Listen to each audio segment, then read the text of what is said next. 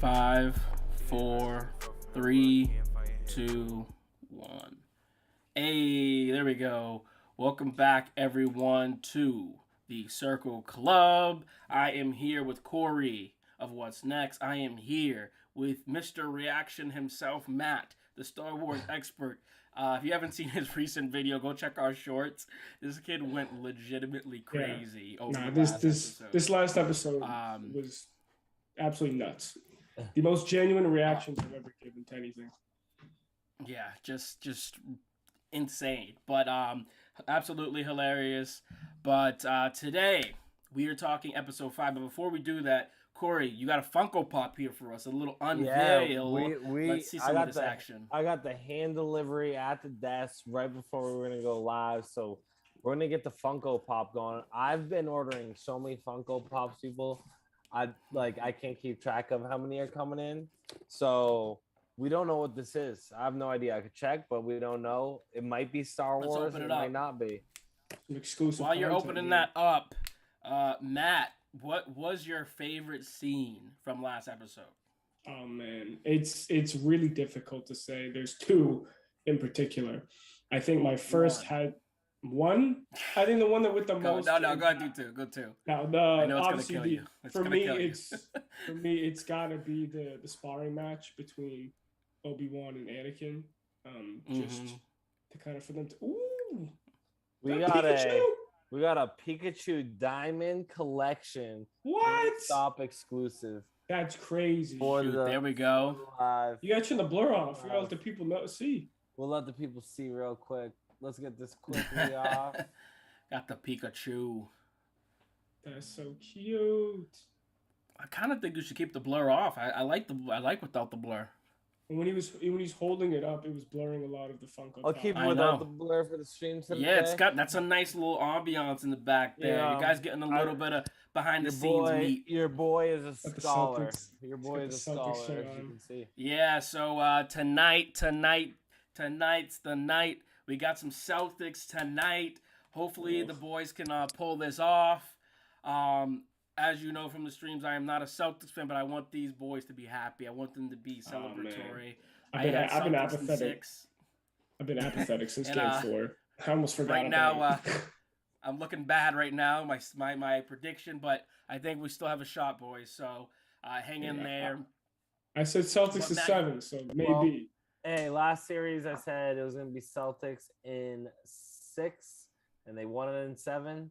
And the series before that, I said Celtics in 6, and they won it in 7. So, hey, this finals, so maybe this is it. Celtics in 6 again. If history is anything, you see what fans do to try and make sense of things. Of course. Hold on to stuff. I'm just an optimist. We know what type of. Yeah, and Bostonian fans, they're just fucking psychos. So it's just always crazy, and you always got that. We got the spectrum. We got Corey's the optimist. You're bleeding. I'm the pessimist, and then Tyrone's just in the middle. That's true. Like you got if you cut Corey in half, he'll literally drip red, white, and blue for the Patriots. It's also dripping green. You got some black and yellow in there. You got some red, white, and blue for the sock. It's just it's. Like these guys, when people say bleed green, they seriously mean that. But let's jump into this Star Wars stuff. Matt, you were telling us here about your favorite 2 scenes. So what were your favorite scenes? So just right off the bat, if you watch my reaction and see one of the shorts, I lost my mind seeing Coruscant. I knew exactly what was going to happen from the jump. It's funny, a lot of people have been complaining about Clone Wars flashbacks. But much like Obi-Wan taught Anakin in this duel, patience, my friend. But yeah, seeing them kind of reprise those roles in the pre-Attack of the Clones outfits and kind of costume design, seeing them kind of play these characters again in like a very character-driven sequence was just made my heart sing.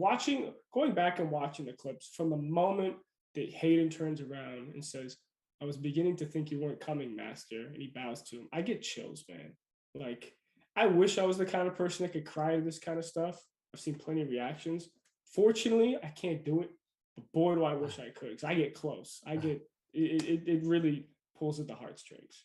So I'm gonna keep it to just one scene right now because I want to go around and hear everybody else's. But that was mine.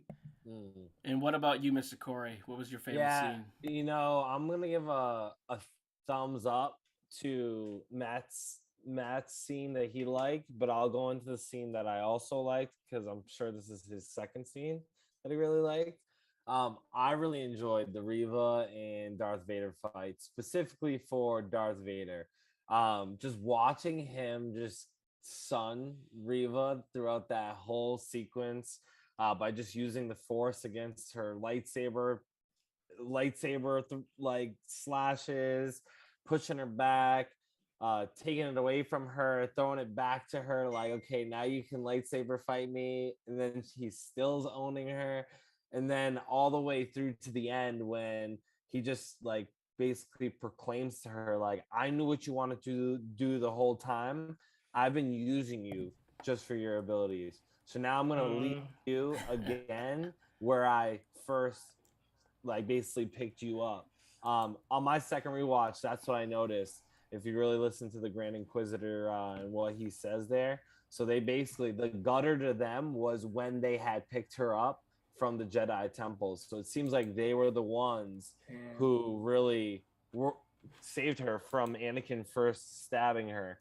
And now, how metaphorical it must seem to Vader to stab her in the same spot and basically leave her in the same spot.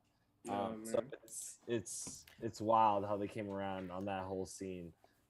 Very impressive. Yeah. I mean, to me, like, my favorite. I like both of those scenes. I really like that scene because, personally, I felt like, and we saw in some of these earlier videos and discussion we had. I was like, damn, we're not getting enough Vader here. Like, I was like, I feel he's menacing, but I'm like, there's just. It's sort of like Jason Tatum. It's just there's another level. I need to that I know you can get there. So I've seen it from Tatum. I haven't seen it from Jason Tatum. No. Well, yeah, you literally haven't seen it because you didn't watch that Game 6 against the Bucks. No, that game's unfortunately that's was different. Away. But yeah, no, like when he is like going 1-on-1 and doesn't have a lightsaber, doesn't have anything, sword, just like. Whoo, whoo, I was like, chill, Vader. Chill, Vader. She's a youngling. Chill, bro. And then when this girl starts going, and it starts spinning, I was like, okay, Reva's kind of nice, too. Like, this is kind of fire. And then when he stops this, I've never seen, stops it spinning, takes it from her, and I'm like, yo, he's about to kill this chick right now.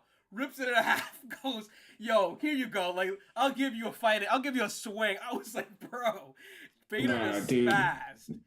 The choreography, if you watch some of my reactions, I freaked out at Vader holding two lightsabers for a second. So I thought he was going to do something because we've only ever seen it with one. So I was cracked out of my mind. I'm like, Vader with two lightsabers de-ignites the other one. I'm like, shit, never mind. I go from like 0 to 100, back down to 0. And then he tosses it over to her. Doesn't even give her a chance to grab it. He throws it at her feet. He's like, no, you pick that up and you come over and fight me. I'm not even going to use my own lightsaber because you're not important to me. Like, yeah, it's crazy. And what's crazy, what's insane is just like the difference between him fighting his former apprentice, his former master, and he's showing like a level of weakness and atrophy. And he's just like, bro, this is not the fight I wanted. And like he critically burns Obi-Wan and then kind of still lets him go because he's like, I want a better fight.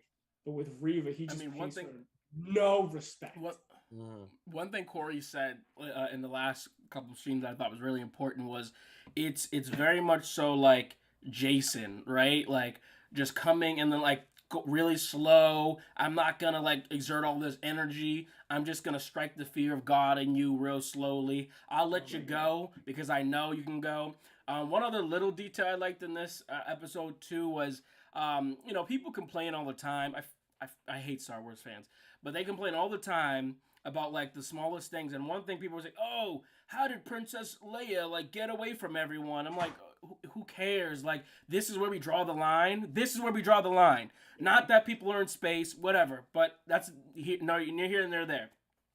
But I like that they gave her a task and she really couldn't do the task, right? Because like the pressure was too high. She didn't really know what was going on. A little bit distracted, I think. And I thought that was a nice, solid moment. But at the same time, I was watching it right next to my girlfriend, and she hasn't seen anything, right? And she was like, "That has to be Princess Leia, right?" Because the way she was commanding with Kumail's character, like you just felt that like that was Princess Leia, and that she had this power there. And shout out to Kumail too. He's literally in everything. Yeah, he fits into every universe. It's crazy. And his acting never changes. He's just the same. No, but it works. It works. It's crazy. He does, but it gets kind of annoying sometimes for me. Yeah, and this is what I would say to the people who complain about the episode length, because there's times that I've caught myself complaining about it coming out of it.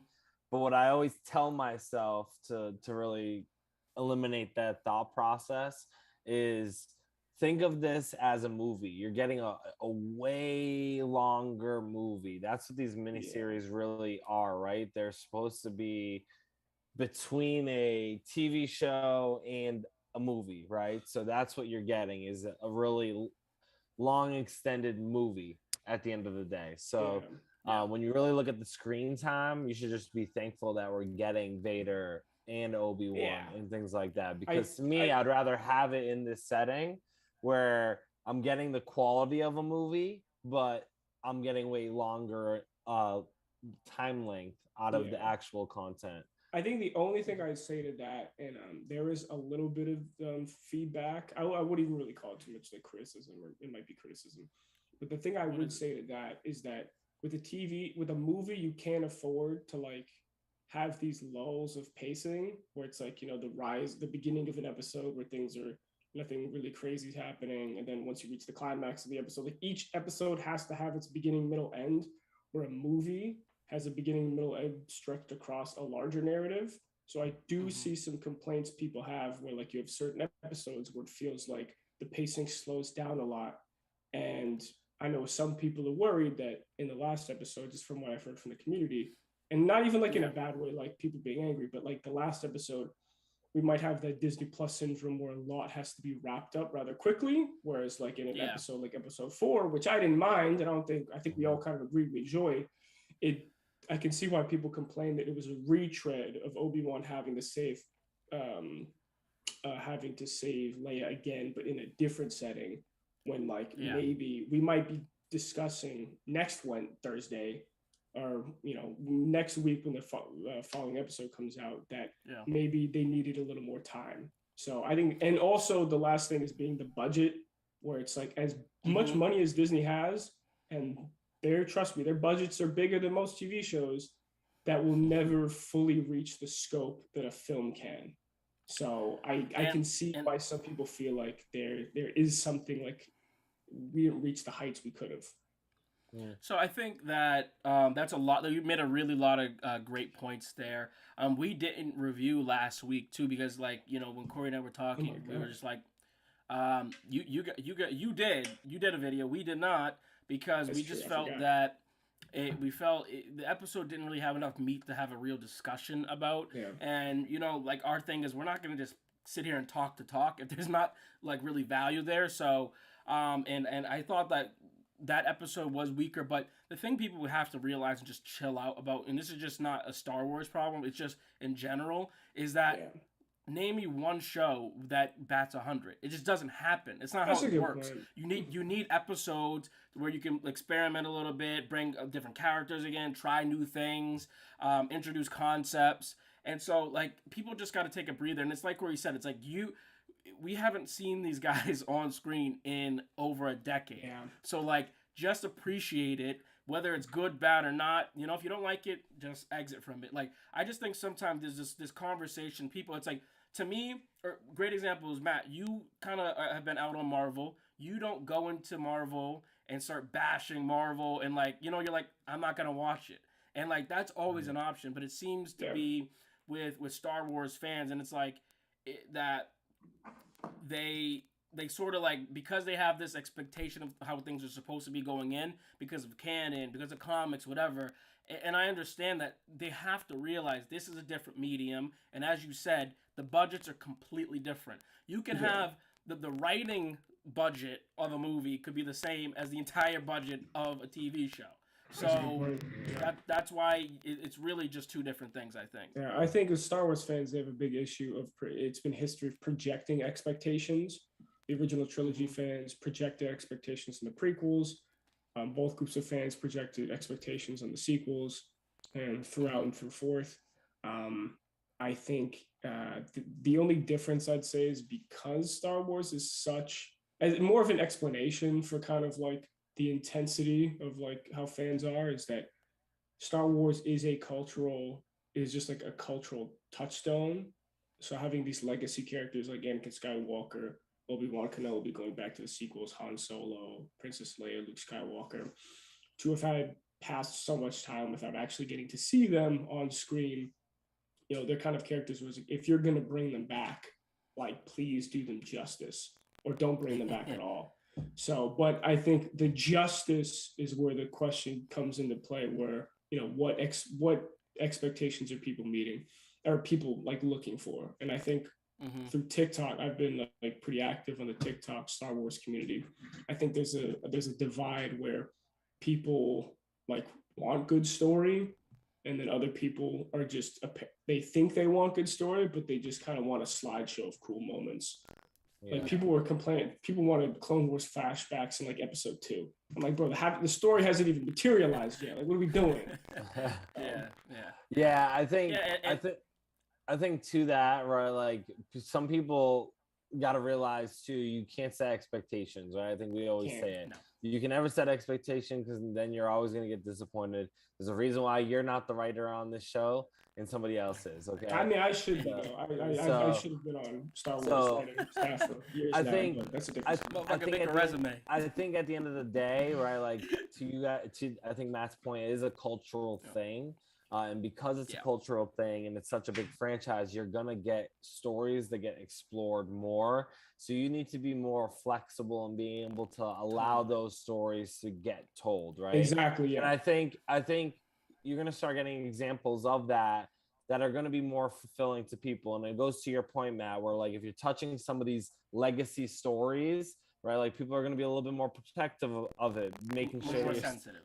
Yeah, because you got to stick to the tone, right? Like that was set, right? And I think Mark Hamill's a good example of how he felt like the sequel trilogy wasn't really aligned to who Luke Skywalker actually was within the original trilogy, right? And he's even said, he's like, Luke would never do this, right? Like he would take some time to think, but he would find a way to overcome it, right?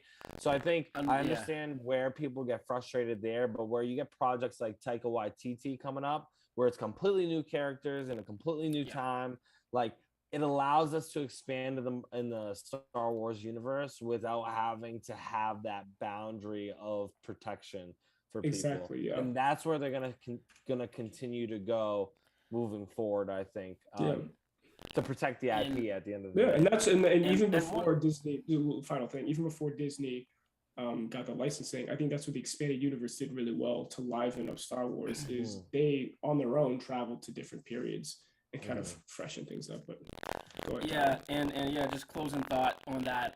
And I think me as like, so again, we talk about the spectrum of the panel here. You guys are way deeper into the Star Wars world than I am. I do appreciate Star Wars, but I consider myself a casual fan, which is weird because I've seen them all and I'm really dived in, but I still consider myself a casual fan because it's like there's just people who take it to the stratosphere that's just, complete fandom. But for me, I'm like, I almost feel like I feel a different sort of sensitivity to the legacy characters where I'm like, why do we need to bring these characters back so much? And, we had this conversation offline where Matt was talking about he thinks Obi-Wan's story got to sort of stop here. We can get a little bit Darth Vader. I agree. I think we can explore some of the things because, like you said, in the Clone Wars and some of the cartoons and the comics, there's all this other things that we can explore. But I think the further and further you explore that, the less like depth and the less like power it feels that the original sort of has, because you're starting to trickle into that, so you have to be kind of toe the line. So I almost think too, one thing you gotta keep in mind, and whether people like it or not, they have to make dollars, right? So if a lot of these stories have characters that you may relate to, being cis hetero white man or whatever, but a lot of like other people, they feel that their stories aren't told in that, so that's why they have to sort of open up the door. And I think the best way to do that is what you just said, Taika Waititi being able to create these new stories and diverge from the Skywalker family. Yeah, I think something to note though out of what you said about the legacy characters, I think a part of what's a part of the problem for Star Wars right now is what they did with the sequel trilogy, right? Yeah. Like that's where a lot of the resentments at. And I think what a lot of they're trying to do now with some of those legacy characters, like Leia and more specifically Luke, is they're trying to reestablish, I think, some of that lore that people really felt with Luke, right? Yeah. So you see it with the Mandalorian when he comes in and fights all the Dark Troopers, right? And a lot of people are very satisfied with that moment, right? That you see him building up the temple and you're seeing more of the Luke that people thought Luke was. Exactly. So they're kind of needing to keep him around because they're trying to make up for the L's they took from bad writing and bad plots in the sequel Yeah. trilogy. One thing that I think about too, and this is why, like, Tyrone, quickly, your audio sounds a little. Yeah, it's I don't know if it's little, been something a little robotic. I think the Empire's jamming your signal over here. Sounds very crackly. But Sir, they're jamming our scanners. Yeah, for real. A Star Destroyer just came out of hyperspace. We're being jammed. But to your point, Corey. Plot destination 2. Better? Hyperspeed. Is this better? Yeah, better. Yeah. You talk again? Is this better for you? It's lagging though. There's a delay on your video and your voice. I'm not sure what that's about, but if you can you hear me though? I can, and it's actually better now. It's like only like a half second delay, so go for it. All right, sorry about that for the delay, but what I was going to say was like what I feel sometimes like disconnected as a fan, where I'm like, did I miss something? And I did, because I haven't watched some of the cartoons and stuff, but like I feel like, you know, as someone who's watched just the movies and TV shows, I feel like there really wasn't this huge background with a lot of these main characters. And so for me, like I'm sort of going into this like, yeah, I like the mystery of not knowing everything about these characters, but I think from your perspective, you're watching it because you know, like, okay, this is where they did through this battle, so you probably have this sort of attachment of like, oh, let's see how this played out. Like, that story was told, so continue telling that story. But for someone like myself who's seen just the movies, just the TV shows, I'm sort of like, there's always been this mystery, so why are people like dying to like kind of uncover so much of that? I think it takes some time to also remember that before Disney bought the rights to Star Wars, there were decades where there was canon stories, Elseworld stories, the Timothy Zahn novels, where there was established storytelling that took place during the prequel era, but also after Episode 6. And when Disney came in, they made not all of it, and they made all of it non-canon, and they kind of started again. So it kind of, there's just the natural echoes of what Star Wars storytelling used to be. So it's just, it's a difficult situation because there's things that people are already attached to that they like to see introduced in ways, because it's possible. Disney has the resources, but Disney lost a lot of people's trust with, I feel like if the sequels weren't, if we didn't get the sequels and we got these shows, maybe the clumsiness of these shows wouldn't have been so negatively wouldn't have been so negatively received. But I think that there's some understanding that originally Star Wars was made from one person's singular vision, and while that kind of might not have been the best at times, and definitely could have, you know, involved more inclusion, and we could say that for Hollywood as a whole at the time, there was a solid understanding of the storytelling and the messaging that was intended.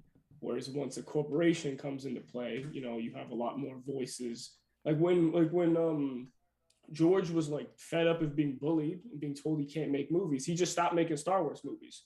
So like there was a period where which people didn't have to worry because Star Wars couldn't have been ruined anymore because he just Right. didn't Exactly. now that it's an IP of a major corporation, I can understand why certain people, you know, valid or not, within their complaints, are frustrated. It's Yeah. like I don't want to watch Star Wars anymore because a corporation is just going to keep pooping out stuff or throwing out things that they kind of don't really care about. And I had a discussion with a friend today about some Book of Boba Fett stuff and got his insight on it. So I think that we have to take that into account. It's not like something that's easy.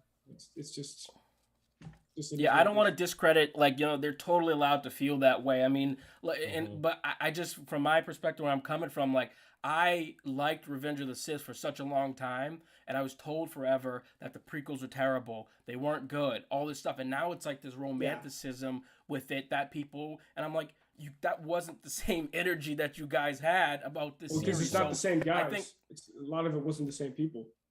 Those people that and hated so on are like 40 and 50 now. and so like I don't know, and I don't know, I guess the way I'm not just a Star Wars fan. I feel like I'm a movie and TV fan. So I'm always interested in trying new things and like letting things adapt, even if they fail a little bit. Because I think sometimes, and then this is not to say that to give them a pass, because I think the sequels are just unacceptable. But we don't have time for that. But like when you have all that money and you're a corporation, unfortunately there just is this thing of we have to get the return on the value, and I think that takes away from some of the art. But Matt, you made a brilliant point that, you know, George Lucas was a singular vision and now it's not. So now you sort of have to accept. And you know what? I think it's just going to come a point, like anything in life, where some of the Star Wars properties you like, some of them you don't. And it is what it is. But let's jump into some... sorry, Corey, you had something? No, I think you're good. All I was going to say was that, like, to that point, you got to just hope that the voices in the room that are making the decisions are the right voices. And I think the only thing you can hope for is people like Dave Filoni, Jon Favreau, someone like a Taika Waititi, right? Like, who clearly understands the problem with Star Wars right now and understands the type of project that I think needs to be done that will get a lot of people enjoying it again. And I think that's the reason why Taika Waititi's movie is the first up since the sequels. Is really very.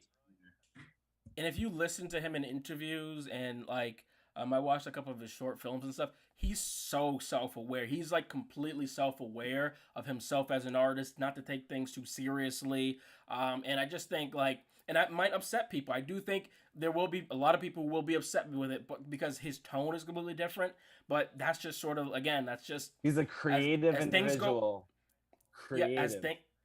As time goes on, things change. If you don't like the newer things, guess what? Get a Disney Plus subscription and watch the old stuff. All right, let's jump into some questions here. We got some questions and theories. Oh, theories. We got theories for Obi-Wan Season 1. All right. So, I jumped the gun. That's number 2. My bad. All right, we got theories here. Theories for Obi-Wan Season 1. You think Reva will go after Luke? Luca. It says Luca. Luka Doncic. No, Luka Doncic. I can't believe she's mad that they traded for Christian Wood. Now she's gonna go. Get Reva as our GM. Bring him to Boston. I can't. So the whole thing with Reva, it's not really a theory where it's kind of obvious, but my theory is more about what will happen when it happens. She already knows Owen, so her, you know, for spoiler alert at this point, but she comes across the holo communicator, sees the fragmented message from Bail Organa, and she's going to go after Luke. She already knows Tatooine. She knows Owen. So she's going to go after him. But the question is, what is she going to do when she gets there? And for me, I think it's kind of like a final revenge moment where, you know, she went and tried, she spent her whole life trying to fight Vader. She still got bodied by him. And she's like, this man, this machine is a force of nature that I can't possibly defeat. And because he took her family away, she's going to take the only family he knows away, or that he doesn't know. He's going to take, it's kind of like an act of revenge, as a sly move, or like, you know, classic villain. He's like, I can't beat you. Well, kill somebody you love because I'm a baby. So she's gonna go and she's going to attempt to harm Luke in some capacity, probably kill her.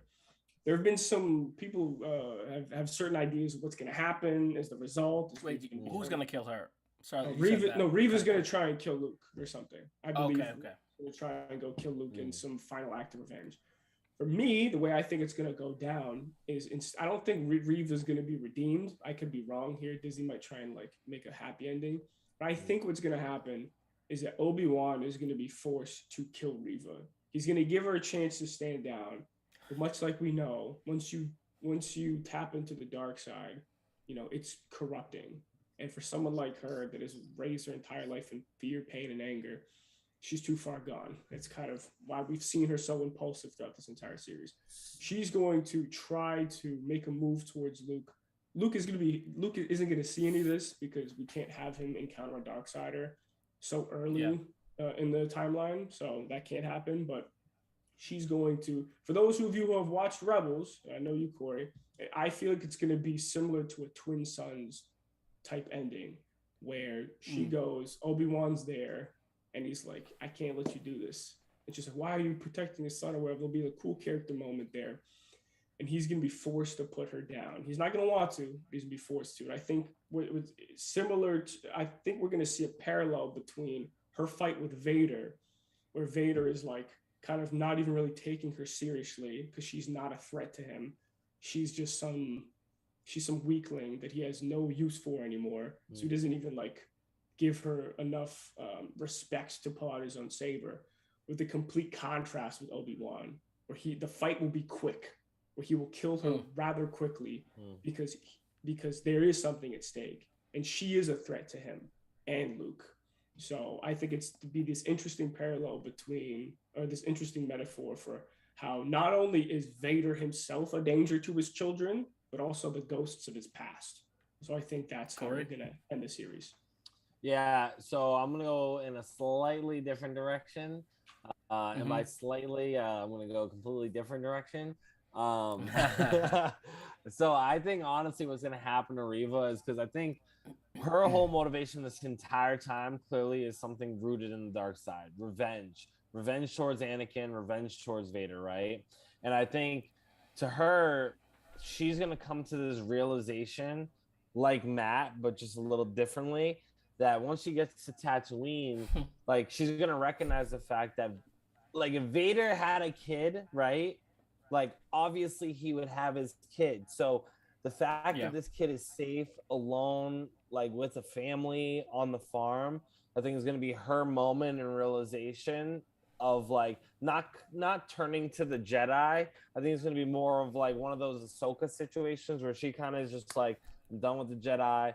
I'm done with the Sith. I'm kind of like, I'm just going to go off. And retirement. Just like, and then maybe not retirement. You're gonna work at the salmon farm. She's gonna go do something else, right?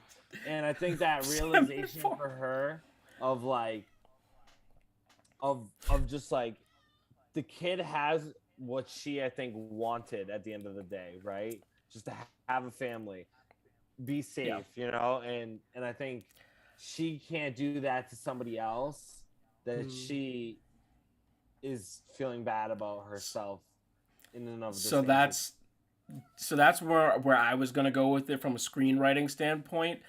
We saw Obi-Wan say to Luke, like, continuously, they made a point of emphasis that you don't attack, you defend. So I think to have that be such an emphasis in episode 5 and then episode 6 he goes on the attack, I don't see it happening, and I think that's not what I'm trying to say. Is it? No, I know. Let me finish. So, he will be trying to defend her, and then, you know, if he defends her, and he has to swing, or he has to defend Luke, right? Like, then that's valid, right? But my point is, I think that he's sort of the best of us. He's you know, like, he's always the optimist, like, looking out. So I think, from to Corey's point, I think she's gonna go there and see that, you know, this could have been my life. This was taken, like, can I do this to another kid? Like, it's almost like, dang, like, he did the same thing to me, and now I'm gonna do it to someone else, because, like, I want revenge. I don't know how they cleanly like wrap that up because Yeah. I do think it's a little convoluted and weird to just have her be so enraged. So I do see Matt's perspective, but Yeah. I guess I we'll mean, have to find out next week. On Corey's end, I do get how we do get ideas that she doesn't want to hurt children. She was very reluctant to hurt Leia in those interrogation scenes, and it took a lot out of her. She noticeably flinched when Vader was killing children in that town on that mining planet. Yep. And so I do, and then the actual dialogue, which like, are you going to let Vader do what he did to your family when referring to him, like letting him enter in there and kill all the people? So I get that. I think it's more so just like this character kind of still existing. I don't think they serve a purpose like in Star Wars in general if they just live after this. And there's a lot of characters. Someone's gonna have to go out of their way to like shoehorn her somewhere. And I just don't know if she's enough of a character to like exist outside of this dynamic. And like I could be wrong, but I kind of like the story being contained in itself and kind of reflecting that the importance of like defending Luke. So one last comment I would make, and I do like that, Matt, is I do think this is Star Wars, a galaxy far, far away. So there's always somewhere you can go and kind of go off. And like you said, she's not of an importance to Vader. He's not going to start chasing her around. Like in his head, she's dead already there. So, and if she's not, who cares? He could always defeat her. She's never going to be a real threat to him. So I do think there is a world where this character can sunset, but we will find out next week. Make sure you guys comment down below and let us know what you think. Do you think Reva is going to kill Luke? Quote, quote, or try to kill Luke? Series is over. Cancel the movie. Yeah. It's all, and then it becomes this big issue as a big plot hole. How is Luke still alive? Yeah. No, but let us know what you think down below and make sure you subscribe because we make new crap every single week. All right, let's jump into this next question here. Next theory, Obi-Wan Season 1. Obi-Wan versus Darth Vader. Do we think we're going to get to see this one more time before the series is over? Corey? I think most definitely. I think they're clearly building up to this moment where Obi-Wan has kind of fully come back to form, right? Like I think the thing about Obi-Wan is, like they say, right? He's as wise as Master Yoda, as strong as Master Windu, right? So even though he's cut himself off from the Force, you can clearly see he's gaining that ability back really quickly. For him, it's like riding a bike, right? So I think they needed him to have this progression of understanding that it's not about the end of the Jedi Order. It's about continuing it through Luke, right? Because that's where he is come A New Hope. And the way they have him standing right now is this individual who is done with the Jedi, almost similar to Luke in the sequels, right? Like very over it, and he had to come. Just makes more sense here. Yeah, he has to come back, right? So I think a part of that is kind of facing the situation at hand that he did not finish off, and we obviously know it's not going to get finished off, but to more so establish and tie off that loose end that like Obi-Wan is the master, right? And Vader is still the apprentice.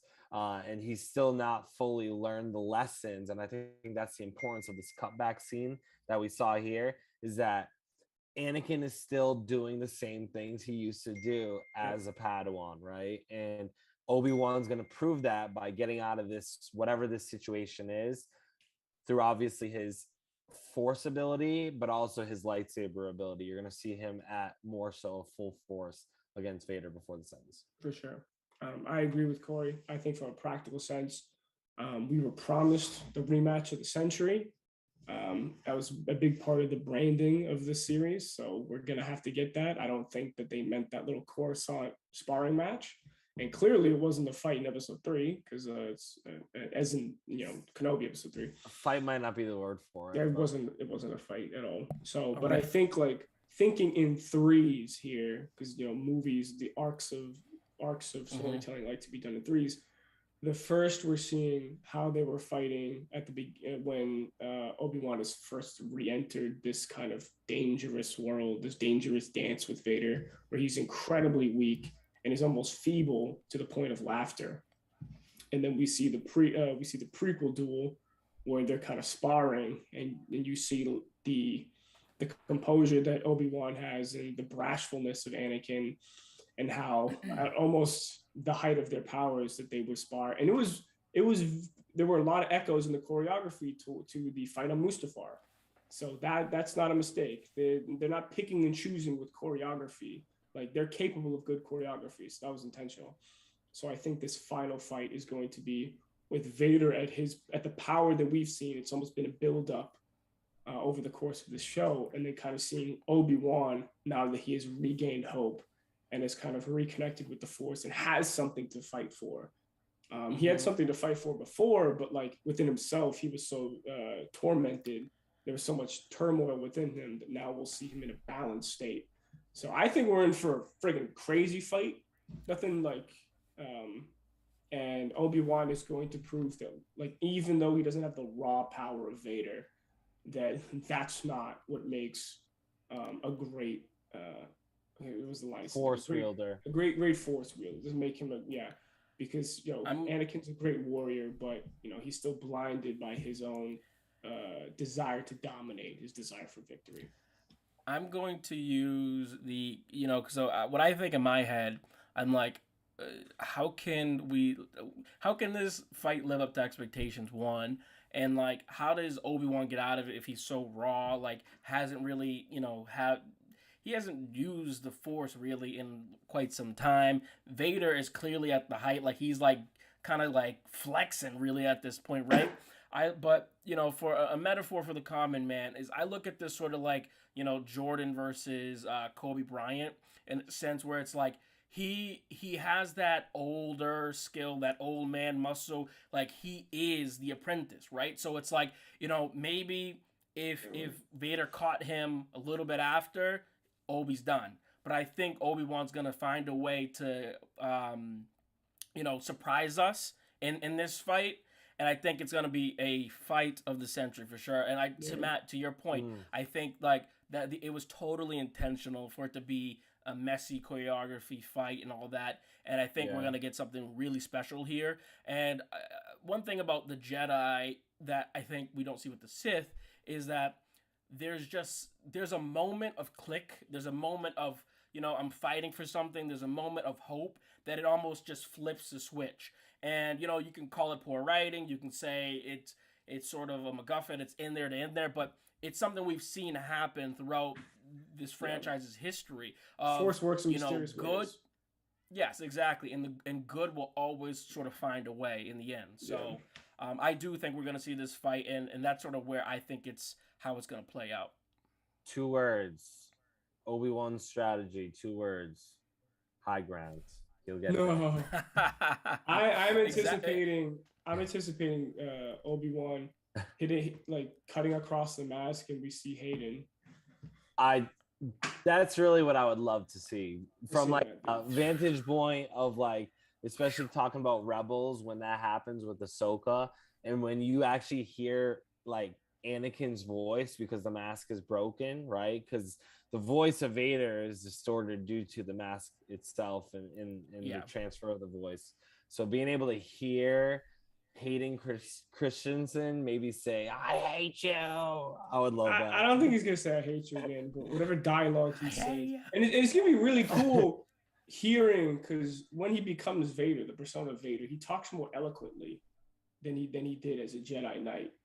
And to hear Hayden, I want to hear Hayden talk that way. I'm so friggin' excited. It's going to be sick. Yeah.